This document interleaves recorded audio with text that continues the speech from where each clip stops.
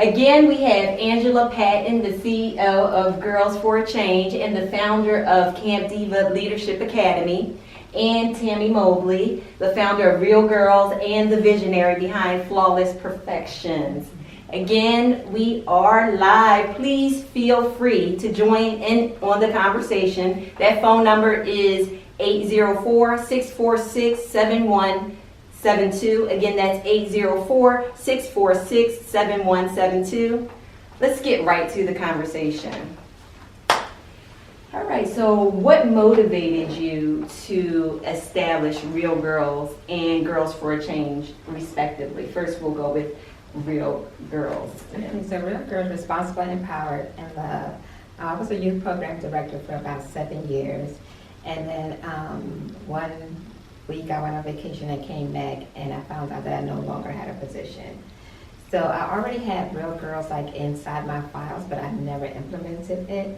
So when I lost my job, I started to say, you know what, I could do this. My husband said, this is your program, you could go ahead and do it. So I did it. But back in New York, I'm originally from Brooklyn, my 15-year-old best friend was killed. She was stabbed one time in the heart and she died. So that's kind of the reason behind me having, providing space for girls to use their voice, for them to feel empowered, for them to have someone to share, and also know how to resolve conflict effectively, because growing up in New York at 15, 16 years old, we didn't know how to resolve conflict effectively. That's why we provide that for them.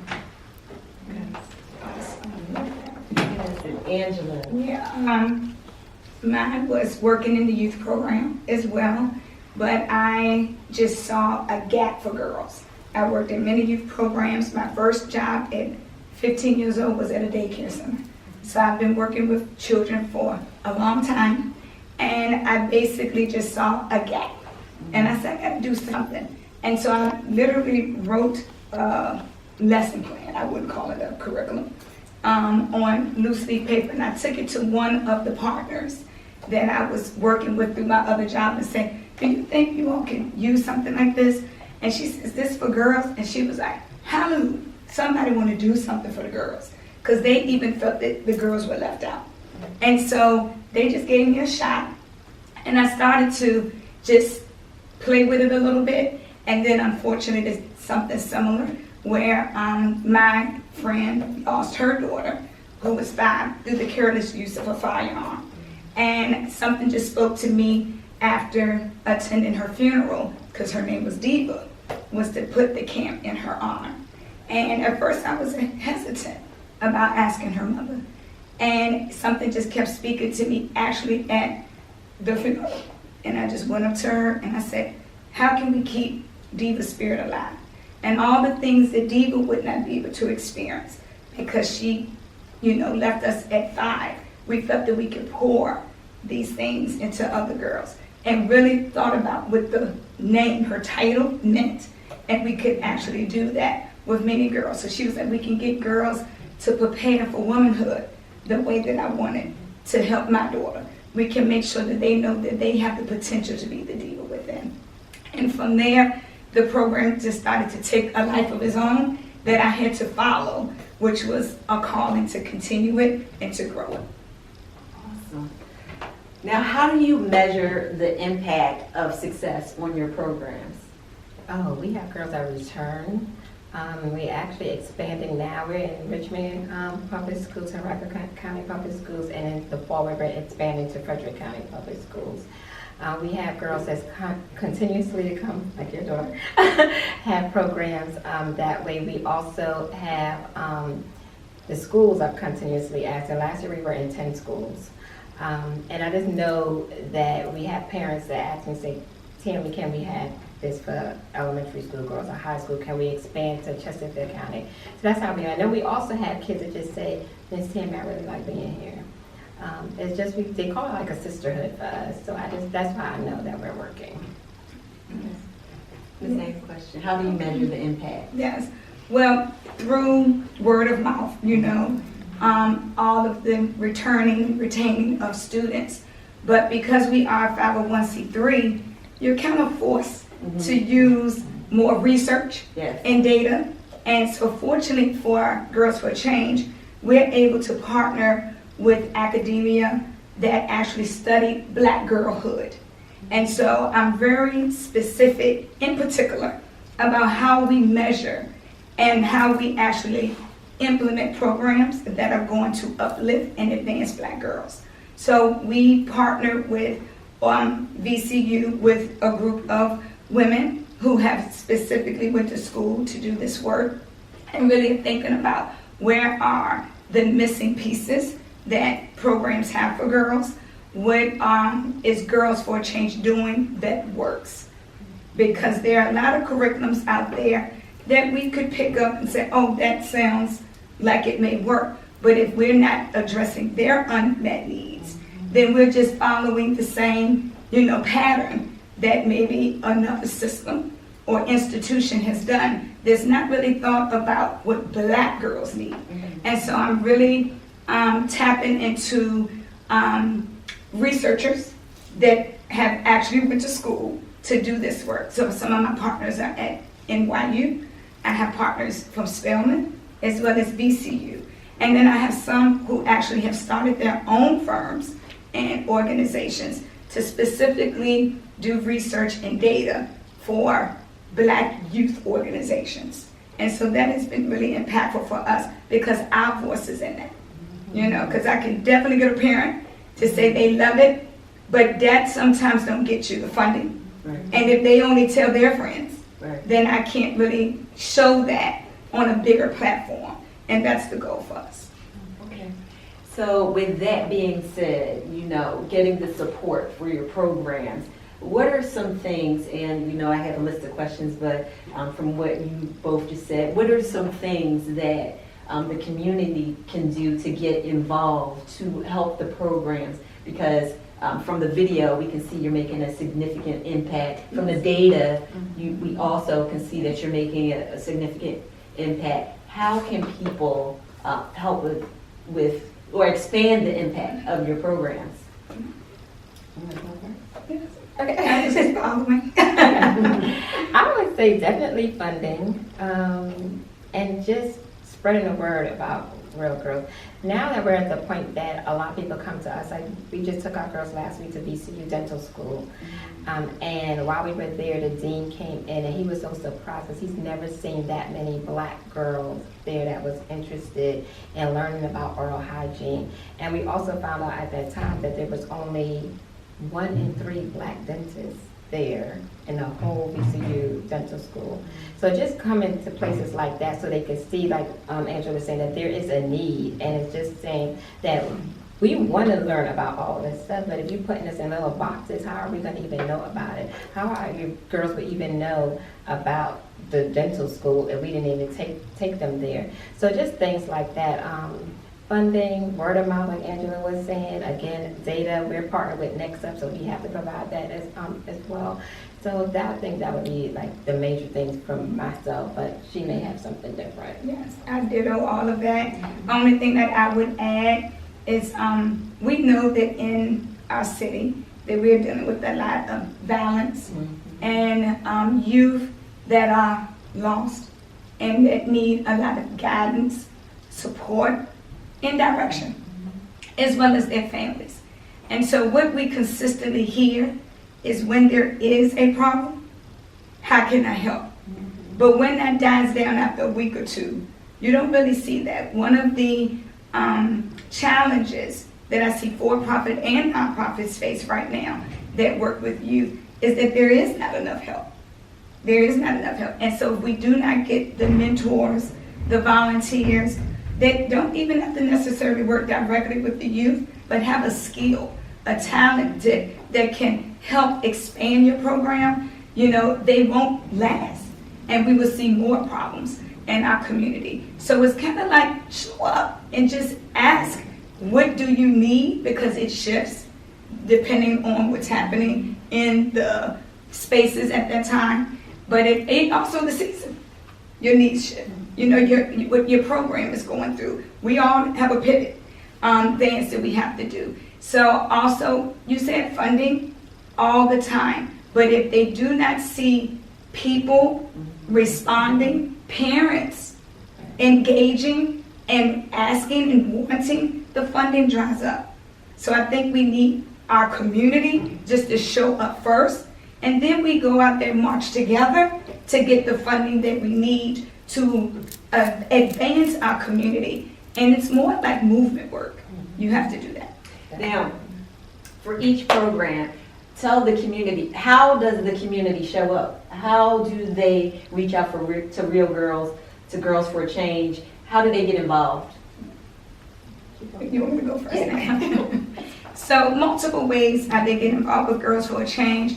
One of the things is we do have a really nice, strong communications team. And that's it's people on the committee that have a skill on how to utilize communications and marketing. And so that's important for us to get the word out that way. And again, word of mouth. But also, I think it is how Girls for Change shows up in the community looks different from, what they may have heard about another youth program. One is there's not a lot of work that's really focused in and honing in on Black girls. So somebody may say, hold up, that feels different. I think I can do something. And if you actually don't look at our data, but you look at the data of what's happening with Black girls and women, that may make your heart beat a little bit and you want to show up. And so I am fortunate that I have had some of the most amazing people show up for the girls.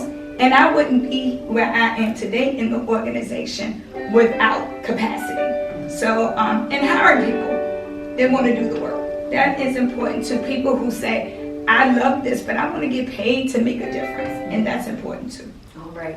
Now, we had a caller. Oh, That caller will probably call back. Call back. Yeah, please call back. All right. Okay, here we go. Hello, caller. How are you? You're on with Around Richmond. Hello. I just wanted to say how great these two programs are. I was actually a part of the Real Girls program, and it was amazing.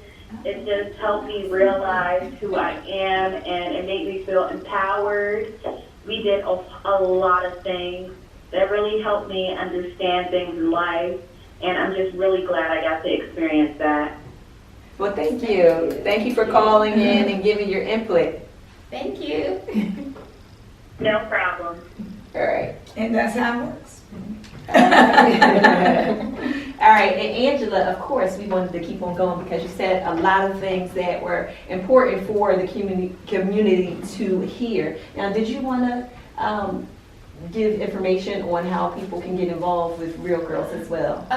Social media, we are on social media a lot, posting every day, so that's one of it. But we also have a strong partnership with Richmond Police Department. So that's like one of our partners. So like just yesterday they came and did a whole assimilation of drunk goggles and talked about like the effects of alcohol and driving and things like that. So we have partners that way. And that's usually, again, just by word of mouth. And I really want to piggyback off of what Angela said and just show up. Just so we could have more people, like in 10 schools. There's no way I could be in 10 schools. I'm really hands-on a lot with Real Girls. So this year in the fall, I'm pulling back, and then usually in the wintertime is when I go all out. I try to get partnerships with the schools to have interns, and all of my interns are paid. I really try to steer away from non-paid internships. I just don't want to give people feel like they're coming and working for me and they're just working. But they have to work. When they come, my girls are working. Just even come in social media to help with social media, volunteering on for our Saturday leadership program. Any capacity that you want to come in and be a part of the Real Girls family, we welcome you. That's great. That's great. So everybody, you heard that they need help, they need people in the community, and we're here to make sure that you come out and make that happen. Another question. Let's kind of switch gears. As far as the girls are concerned, how do you provide a safe space for the girls? Because they come from everywhere. And I came out to visit the programs, and I just saw that they were having fun, interacting with each other, interacting with the staff, and it was just a safe space. Everybody was just happy and just happy to be there. That is our number one goal. So Real Girls' mission is providing a safe space to foster healthy relationships for girls, and that's exactly what we offer. And a lot of people say, well, what about Girls for Change? What about Real Girl? What about Pretty Person? I believe that each program serves the purpose that they're supposed to serve, and each program provides a safe space in whatever capacity that the girls are in. So we provide a safe space because the foundation of us is building healthy relationships. We want to make sure that girls are in healthy relationships. 1 in 3 teens are in an unhealthy relationship, and sometimes they don't realize that because they don't have an adult figure to talk to about it. So that's exactly what we do. When we come in the mornings for the summer experience, the first thing that they do after they eat breakfast is they just have circle time. And that is with our teen staff for them to just share anything about their day, their weekend. If they want to talk about boys, if they have anything mentally going on, that's the time for them to share. We do that again right after lunch. So we want to make sure that they have that space, non-judgment, that we do not share. The first day when they're together, we do an activity, a circle activity, and we ask them questions and we say, whatever is in this circle stays in a Real Girl circle. Of course, if it's something that we have to report, but they know that anything that they share there, they're able to share there. And we just become kind of like a family unit at that time. Yes. So our safe space is kind of a different name. It's a brave and bold space. Yeah. And one of the things that I wanted to do when I first started, I used to borrow space and I used to lease space, but now we own the space. And the reason that I really truly fought for that is so they could be brave and bold, because sometimes in sharing space or need that door open, we can provide that opportunity for them. And every picture on the wall, every book on the shelf will never be banned, right? Because I'm using my space that I created for girls who deserve to know who they are and deserve to go wherever they want. So when you were sharing your mission, I love that because it was the full circle of the healthy relationships. And our mission is prepare Black girls for the world and the world for Black girls. And that's our safe space, which means that you can figure things out in a space of your own and you can go everywhere else you want. And it's allowing the community to also come in and respect the space that the girls have acquired for themselves. And you're talking about the safe space. When I came out to the program, I know I was talking to you and you were talking about expanding and growing the space. I know you talked about a capital campaign and how you needed the community to help out with that campaign so that you can have that, make that dream a reality. Can you talk a little bit about that? Yes. So we decided not to expand. We decided to raise the roof and actually knock the entire building down. And so we are building a new space for the girls, and it's a $5 million campaign. Yes, Black people can ask for $5 million. And so, because that's a thing, right? Some other nonprofits that are not serving Black children and other children of color can ask for $5 million, $10 million. But it's like, do you need that? But I can take the call. Okay. All right. Hello, caller. You're on with Around Richmond. Yes, I just wanted to say that I am so impressed with these programs and what a big difference it's making. I have a teenage daughter, and it is so important for them to develop self-love and so that they can make better choices and things. And I'm so thankful to both of these women for doing the work that they do. Thank you, sister. Thank you. All right. Thank you so much for your comment. All right. That was a great comment. And we're going to move on to the next question. And so the capital campaign is something that we are definitely going to support. And okay. Thanks for calling. You're on with Around Richmond. Hello. Oh my goodness, this is Duchess from Richmond, Virginia. Hello, can you hear me? Yes, we can hear you. Yes. Can you turn down your television a little bit?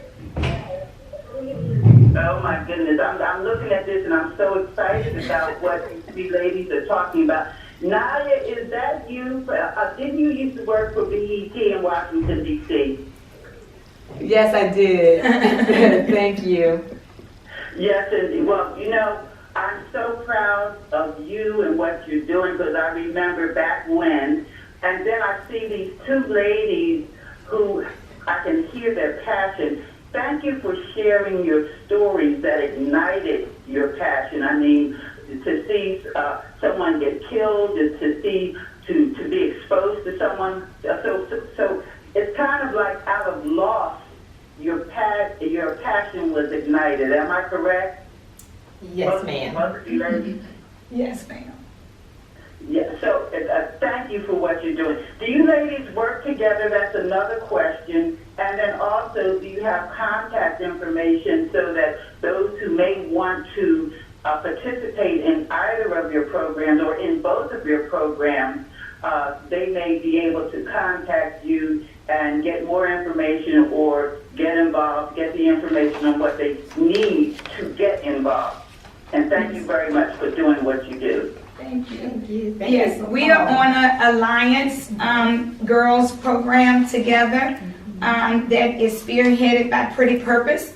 And the goal is to bring all of the girl-centered programs together so that we can support each other, partner, look for funding together, and let each other know where the resources are. So yes, we are working together in that capacity, and I'm sure that Sister Naya is going to make us give our information shortly. Yes. And we've known each other for a very long time also. So And some girls have participated in both programs. Yes. Yes. Yeah. We had a girl at our camp last week that wore a real girl shirt to camp. Oh, really? You should have said, this is not a real girl. She was where she was supposed to be at that time. All right, thank you so much for your call. Thank you. Thank you. All right, so we'll be right back after this commercial break. All right, welcome back to Around Richmond. We'll continue the conversation with Tammy Mobley and Angela Patton. Now, could you describe some of the interactive empowerment activities that you incorporate with your programs? One of the things we did actually today, we made candles. Just for mental health. One of the other things that we do is we provide memory boxes so they can put everything in there. We had women in the community that come in and talk to the girls and empower them. Thursday morning we have Miss Virginia Youth International, so she's actually the spokesperson for Real Girls, and she's coming in and doing the self-love workshop for them. We've had Miss Full Figure DMV, the whole Queens Court. They came in from Maryland and they did that. And that was really important because I wanted them to see that girls come in all shapes and sizes. They're not the Instagram models that they see, but they can be full figure and they can be beautiful. So we did that. They did a whole runway with them. We do a lot on healthy relationship. We do healthy relationship bingo. And we look at the red flags in an unhealthy relationship. We talk about conflict resolution. I'm trying to think, we do a lot, especially these 4 weeks. We've been doing a lot. I don't know about Angela, but I'm tired right now. We focus a lot on empowering and using their voices. There's a couple of girls in our leadership program that's on the weekend. We focus on public speaking that they have to use. We want them to use their voices to talk about any issues that's important to them. And I think that's about it. I'm trying to think of. There's so much, but it's been a long day. All summer. Yeah. Yes. So I'm like you, Tammy. I'm just like, where would I start? So I'm going to say that because our mission is to prepare Black girls for the world, we do a lot of things starting with age-appropriate, culturally responsive, and gender-responsive curriculum. I work with self-identifying Black girls, period. That's my work.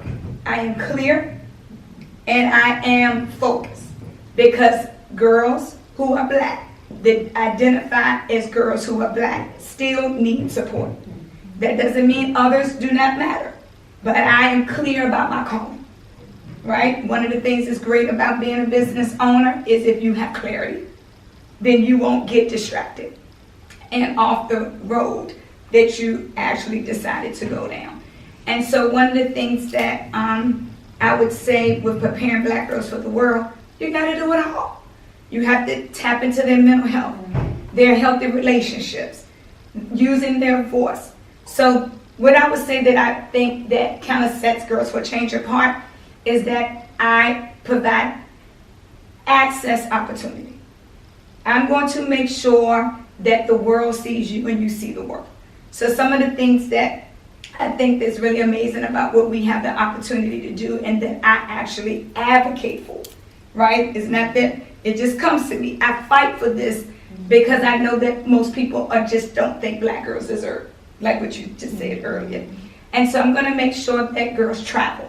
So I've been able to take girls to Jamaica, to Brazil, to Mexico, but also to New York and LA to see Lucasfilms, to meet Melody Barnes, who actually helps women, black women, understand how to take care of their finances, to make sure that they see a movie being made. You know, they've been able to do that so that they can know they can do that, to the tour, Facebook, and Google, to also get internships there, right? So my thing is I'm trying to make sure that girls are in spaces that they could not even imagine. Spaces that their parents don't even think about. Because what we find in our community is that our parents are still preparing black girls for the world the way it looked like for them. Our girls' world looks very different than getting a job at Philip Morris. Right? Because I remember that, graduating from high school and 10 people gave me an application to Philip Morris. Now no one will give you an application, right? You need a LinkedIn page. So I got to make sure that our girls understand that technology is robust and you will not be left out, because I'm going to equip you with skills that will not allow them to say that you are not qualified. So that's the thing. And then we also use a curriculum that I wrote myself. I co-authored it, called Finding Her Voice. And I brought it, yes. And so the goal for this is for girls to understand that biases and microaggressions actually do exist, but how do you advocate and how do you combat these things? You know, it's a book that they would probably ban, but guess what? It's in my boot. Right. Right? So that's the goal. And also, black parents, they ban a book, you stick and buy what you want. Right? So when you say what type of programs are we delivering, just a new approach. Really trying to set our girls up for success. All right, now what are some other things that you do to develop leadership skills? So if somebody comes in, if a child comes in and they're shy or they're, don't have the confidence that other girls may be displaying in the program, what do you do to bring that confidence, those leadership skills out in that girl? For us, it's different for every girl. You have to be willing to keep training yourself. One of the things that I'm really intentional about is always going to trainings, and they're not here. We probably should develop some. I have to go to places like HBCUs who would want to do girlhood work, black girlhood work. People that women's studies and gender studies in LA, New York, places that are a little bit more progressive and really want to do this work to uplift all girls. And so that helps me a lot to get skills, to be able to understand how to deal with individual girls. And it can be a challenge. Also making sure that I'm in partnership with a parent, right? I can't do this work alone because I'm convincing a girl that it's muscle work. Right? You got to exercise the muscle, because it's very easy to come to me and say, my daughter don't want to do public speaking because she has anxiety. Okay, I did too, when my mama used to say, you're going to get up there and do these morning announcements. But continuing to work the muscle and then getting the support you need and also the mental health support you needed is good. The goal is to help them grow and develop. And so every girl has their own pace. And so goal setting, checking in, working with the parent, and if you are able to, working with that other mentor, other family member, or school teacher. So we all can have a plan for the girl together to develop the leadership skills and put them in a position to apply the skill, right? Even when they don't even know. You got to sometimes sneak that in. And you be like, wow, you led that. You did that. And then they start to develop confidence that they can. So those are some skills early on. And then lastly, with my workforce development program and our Girl Ambassador and our immersion lab with entrepreneurship, that's part of it. I can care less if you're an entrepreneur. I want you to be a leader. I want you to use your voice. But I put you in a position where you can explore entrepreneurship. But I know one thing, even if you go work at Capital One, UPS, you are definitely a leader. Right. That's the goal.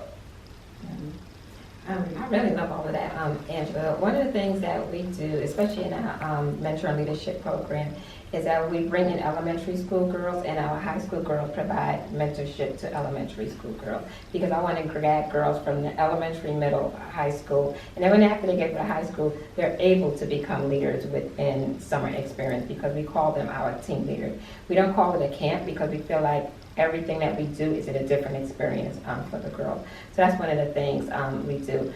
When they fill out an application to become a part of Real Girls Family, we're asking parents what social-emotional needs that your student has. What characteristic traits that they have. So some of them say she's bubbly, some of them say she's shy. We want to tap into them because we don't want a girl that's an introvert and we're pushing her out there and saying going out there, and that means that we're not providing that safe space that we're talking about, because we're not giving them an opportunity to blossom where they actually are. On the Children's Business Fair, we had a couple of girls that were on the panel, and we had one of our girls that was led the panel. She was a moderator for the panel. When we had events like this, a lot of times we just ask the girls to go ahead and do it. I'm like, I'm here, but you go ahead. I'm taking the girls to the news with me and things like that, and say, hey, go ahead and speak. I had a radio show. We had girls come in and use their voices there on a radio show and actually host the show, and I'm just there and say, come up with your own questions, things like that. So just giving them that voice, but also knowing when to say, if it's not your time, it's not your time. Right? If you're not ready, but eventually it's going to come. Eventually you're going to have that voice. Eventually you're going to find that voice. And when you find that voice, we want the world to be ready for it. We want them to say, okay, well, that's a real girl. Or even that's a girl from Girls for a Change. Like, you're going to be ready for our girls. So what are some of the most memorable experiences with your programs? I would say one of the most memorable is having Miss Black USA come into our tea party. Another one having Channel 8 News do our second tea party. That was pretty good. The Children's Business Fair also, like just having them come up there and speak in front of everyone. Those are memorable. But then memorable ones is just also just sometimes just being there, and the girls, when I walk in and they say, how was your weekend, Miss Tammy? How are you, Miss Tammy? Like, those mean a lot to me, sometimes more than everything that's in the public, because just having that, they come and they give me a hug. Today, one girl said, did you eat today, Miss Tammy? Because they see me running all over the place, and it's like, and she said, I told you she doesn't eat. I told you, Miss Tammy, make sure you eat. So those are moments that I'm like, okay, I see you, but now I realize that you're seeing me as well. That's beautiful. Yeah, it's a lot. That's a hard question. Because I've been doing it 20 years next summer. I think I've been asked that question many times. So it's something different all the time. But, and we've done some really big, huge, exciting things that I'm just like, dang, I wish I had Girls for Change. And that happened. You know, they're very fortunate girls if they're in there. But it was one time I was watching this video that someone was editing for us that I will say today. And the girl said, the main thing I like about being in Girls for Change is they made it easier for us. And when you hear black women talk about how hard it is to be a black woman, and you see a 16-year-old say, thank you, and she wasn't talking to me, she was in an interview with someone else, and I paused for a minute. And, you know, almost, I think a tear did come down, because I was like, dang, that's the deal. I'm done. Right. Because that was the goal. We start these organizations to fix a problem, or they wouldn't need us.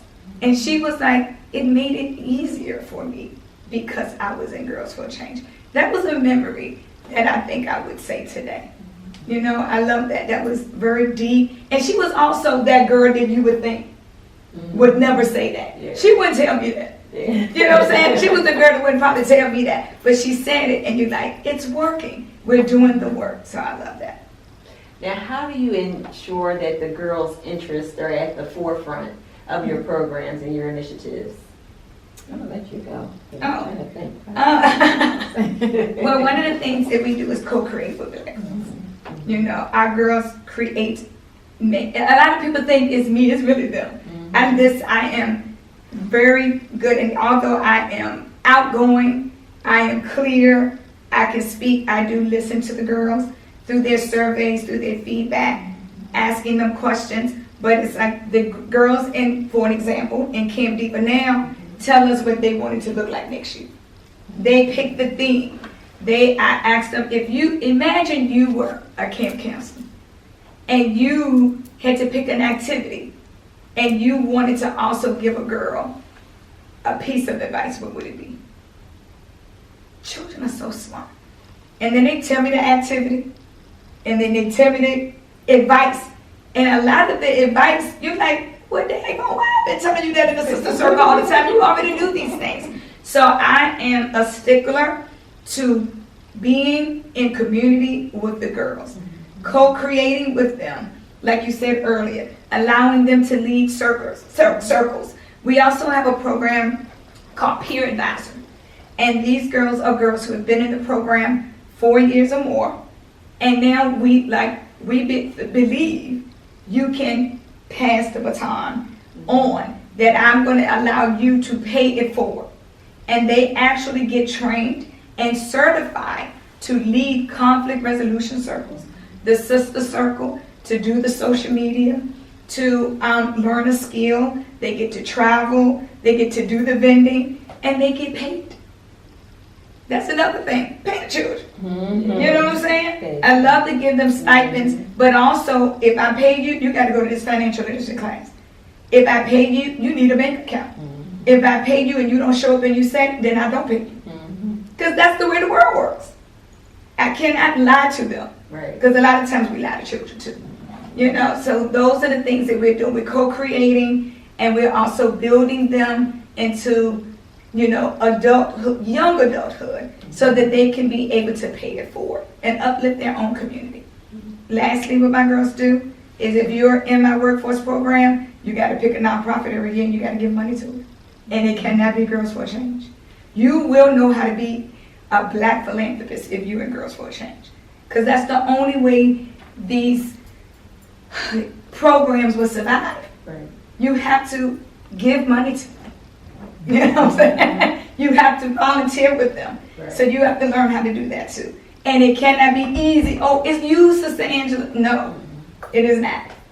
Do the research and pick what you like and vote on it. And everybody would raise, get, or give $100. I don't care how you get it, but y'all figure it out. Tool building.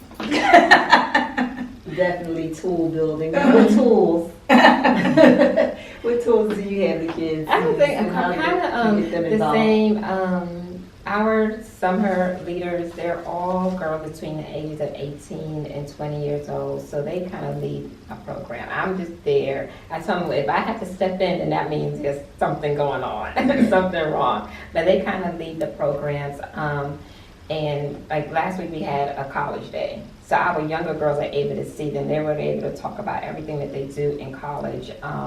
And we have 6 girls and 5 of them are from the HBCU, which I'm really excited about. Yes, that they come from the HBCU. But we also, again, like Andrew was saying, just give them a voice. Just when they have their time in the morning, what does the day want to look like? We have, tomorrow was Student Choice Day, so they had the opportunity to pick whatever they wanted to do in the afternoon. We're having an etiquette class on Thursday. They're able to pick the meals that they want. We did a cooking class again to have a choice, and again, a lot of things what Angela's saying, we provide a voice for them.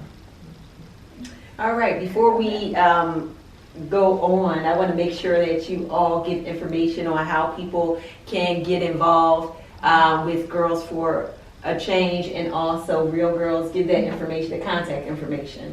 So you can reach me via email, Tammy at flawless-imperfections.com. Also social media, Real Girls is r.e.a.l_girls with a Z, Girlz, on any social media platforms, or you can follow us on my website. It's Flaws and Imperfections, so I still need to change it over to Real Girls. Okay. It's girlsforachange.org. That is our website. Most of our information is there, and that is GIRLS, 4 spelled out, FOR, A as in apple, change, CHANGE.org. And you can also follow us on social media. Everything is the same, at Girls for a Change. We're on all social media platforms. And since we do have a building, we have a landline that you can leave a message. We check it every day. And you can find that number on our website as well. Thank you. All right, now moving on to the questioning. How do you see the future of Real Girls and Girls for a Change? Like, where do you see the organizations going? I want to be like Angela. I want a building, really, because like she said, you're sharing, spaces, and I'm always sharing spaces for our girls, and I would like to just have our own space. And that's where I see the future. Or even if we don't expand anywhere else, just to have a building for the girls that's even here, like that would be my goal. So that's my eye on the prize right now, is just to have a space for our girls. Well, as you heard, I have launched a $5 million campaign. We're fortunate that we have a space, but I've been doing it 20 years. So a lot of people will say, oh my God, how did you get there? It's consistency. I showed up, and I've been able to, develop partnerships, and I've been able to be in a position where people start to trust me. One of the things that I tell my parents all the time that I admire about them is that they trust me with their girls. So one of the things that we will do next summer, because we won't have a building, and someone said, oh, I got spaces for you, and we will be borrowing space again. And so because, sometimes you got to go back to what you know, we have decided that for the next 2 years, while our space is being built, we will have a trip to Ghana, and we also have a trip to Senegal. So we're going to travel abroad while our building is being raised up, and we are going to bring those lessons and those practices into our new space that will be culturally centered around what we think our girls are missing and what our girls deserve, and allowing them to continue to co-create with us, which they have done with the space too, with our architect. The girls have actually designed the building with Baskerville. So, like you said, choice matters. Yes. That's next. Support us. Yeah. 2 buildings. Yes. So how do you incorporate elements of culture into the programs, empowerment and culture into the program? Like I said, our girls, we had college students from 5 HBCUs. We talk about it the day of college. usually they wear their real girl shirt. I was like, no, represent your school that day and talk about your school all day. So we implement that. I was like happy that you said Ghana. My mother actually is in Ghana right now.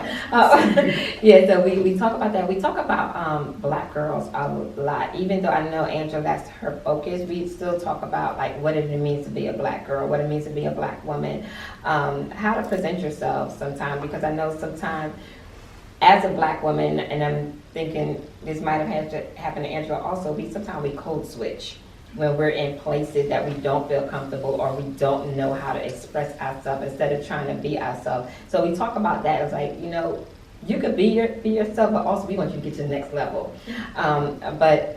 Just areas like that is saying, you know what, we see you, we hear you. We actually had, and I don't want to take up too much of your time, but we actually had a incident a week ago, and one girl had said to another girl, "You doing too much," right? So I said, "Well, what does that mean?" They said, "Well, you know, she's dancing too much, you know, whatever." And I said, "So here's the thing: if we were outside and someone of another race had looked at one of us and said we're doing too much, we said we're just being ourselves. So in this space, that we're not going to tell another black girl that she's doing too much. She's being herself, and we're going to accept her the way she is." So those are some of the ways that we bring in culture, and we make sure that we are recognizing black girls in our space. Thank you for doing that. Because sometimes we have to check ourselves and remind ourselves that we are a part of the oppression, and then we can't pass that on. So you have to be in a position, and sometimes the girls don't like it, but it is uncomfortable conversations. As awesome as these two programs are, we still got to check you sometimes, girls, because you are learning, and we are guiding, and we're the mentors, and we have some wisdom that we're trying to pass on, and we're trying to stop some of this mess that has done us harm. So because I want to do less harm, and I don't want others to harm girls, the way that I incorporate cultural responsiveness in the program is through, right now, the curriculum that we have decided to do for all of our programs, and making sure that they are in alignment with our mission, vision, and values. We also make sure that our girls do a lot of celebrating of black women and all of the jewels that we have built here. It's just so much they don't know, because unfortunately the schools have not told them how beautiful they are, where they come from. So really trying to instill that in them through cultural responsiveness programs and our history. It really matters. Yes. Well, great. This has been a great conversation. So we just want to continue the conversation. We have 2 minutes left. I'm just going to ask a couple more questions. So how do you maintain that positive energy, that positive atmosphere with students, with campers, and also staff? How do you keep that energy going? Because I know you said we only have 2 minutes, but we are known as a hype program. Like, everybody sees us on social media, and that's when we come in. We're like, hey, welcome to the Real Girls family. We have a Real Girls chant. Our leaders, they come in and they're always like, hey, energy. And I usually tell them, I said, if you're not having a great day, that's fine, but let me know, because we don't want negative energy flowing into our space. So we always try to have positive. I'm going to go ahead and turn it to Angela, because she has 1 minute. Yes, energy matters. Absolutely. We do a lot of that. We do rallies and showcases, and we celebrate. But one of the things that I do is I remind people why they're there. How we keep it going, reintroduce yourself to yourself. And if you remember your why, you can always show up and celebrate a black girl. Yes, so this has been a great conversation. We have Angela Patton from Girls for a Change, and also Camp Diva, and we also have Miss Tammy Mobley from Real Girls. So thank you so much. Thank you so much for being here. If you could just give your information one more time on how people can get in contact with you. I would say the easiest way is just on social media, Real Girls. Okay, we're girlsforachange.org, and on social media, Girls for a Change. Thank you for having us. Yeah, thank you. All right, thank you so much for having us. And that is Around Richmond. See you later. That's a wrap. Okay. Whew. I'm That was